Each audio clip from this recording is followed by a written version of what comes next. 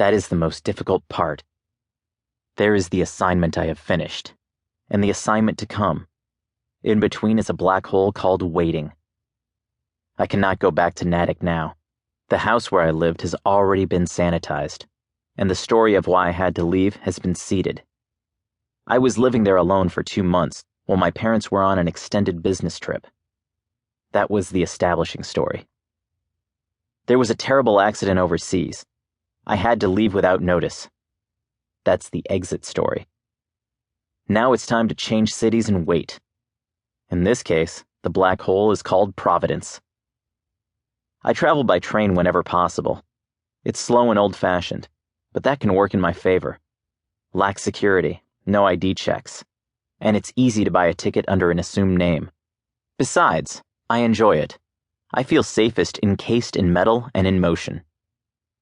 I take the Acela Express train, and in less than an hour, I'm checking into the Marriott in downtown Providence. A hotel can be tricky when you're 16 years old. I have adult IDs and credit cards, but I have to be careful with my choice of clothes. I can't walk in looking like a teenager. There will be questions. They don't care about me. They care about the room. They're afraid a teenager will have a party and trash it. He'll get drunk and pass out, and they'll have a liability issue.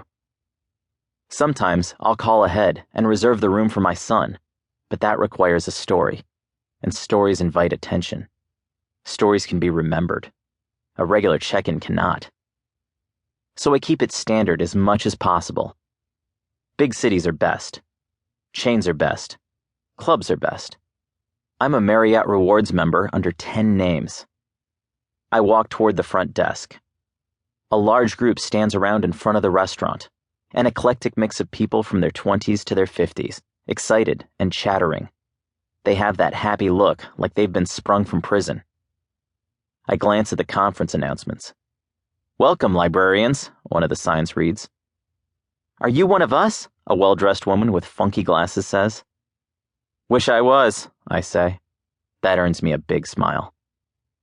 I walk to the front desk and pass the clerk my credit card. She swipes it and slides it toward me on the counter. "Welcome back, Mr. Gallant," the clerk says. She glances at me. A questioning look. "Aren't you a little young to be Mr. Gallant?" A kid would say, "Mr. Gallant is my father." Try to prove he's cool.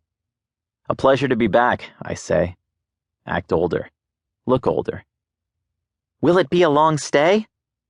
"If I'm lucky, it will be a short one," I say. "Maybe you'll find something in Providence you like." She smiles at me, and I look at her closely for the first time. Dark hair, smoky eyes, and a black-fitted uniform that can't hide a great body underneath. We might have fun together, but I can't afford the distraction. Instead of taking advantage of the opening she's given me, I make light of it. "Is there anything in Providence that anyone likes?" I say. She laughs. "You should know you're insulting my hometown," she says. "Looks like I just got a room with a view of the parking lot." I put the focus back on the room, the check-in process. Business. That's all this is. "I'm not like that," she says. She types on the computer for a second. She glances up at me. "Truth is, we've got a lot of great things to do in this town. If you're interested, I could show you a few of the hot spots." Changing the subject didn't work. It's time to be direct. "I'm interested," I say, "but I don't have time. It's just a quick business trip." "That's a shame." It really is. She passes me a small paper envelope with my key card. "Room 759. A nice view. I guarantee it." "Thank you." I don't look at her name tag. Better not to say her name. Better not to create any more connection between us. Connections can be remembered. As such, they are dangerous to me. I nod and step aside. Let another guest fill my spot. Maybe he'll do what I cannot.